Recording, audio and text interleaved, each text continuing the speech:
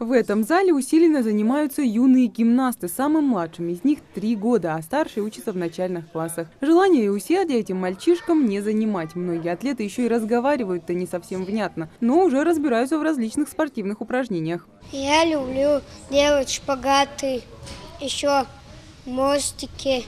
Я больше всех люблю мостики, шпагаты, отжимания. Спортивная гимнастика – это отличный трамплин и старт для любого вида спорта. Здесь мальчиков развивают физически, учат быть ловкими, быстрыми и смышленными.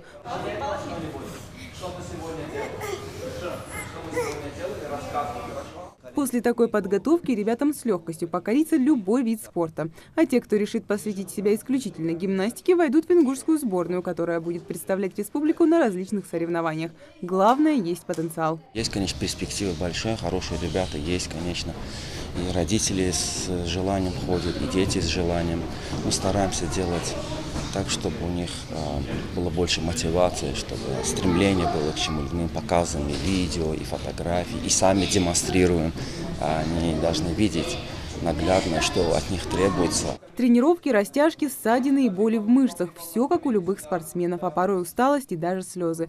Во дворце спорта гимнастикой могут заниматься не только мальчики. Девочки здесь занимаются художественной гимнастикой. Ленты, мячи, обручи – в этом зале предпочтение отдается изяществу и гибкости. Самым маленьким гимнасткам всего по 3-4 года, но отношение к спорту уже серьезное. Дарина Зязикова ходит на тренировки почти с самого открытия секции. Вначале мне было иногда тяжело, но потом у меня потом все получилось, когда я много раз тренировалась. В школе ты рассказываешь одноклассницам, там, может, показываешь, что умеешь?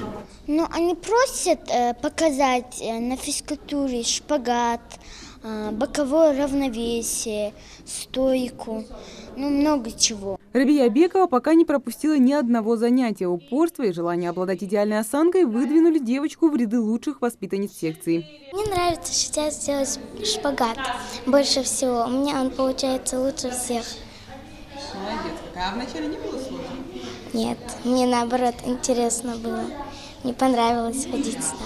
Казалось бы, художественная гимнастика для региона – вид спорта новый, но всего за несколько месяцев набралось более 200 воспитанниц.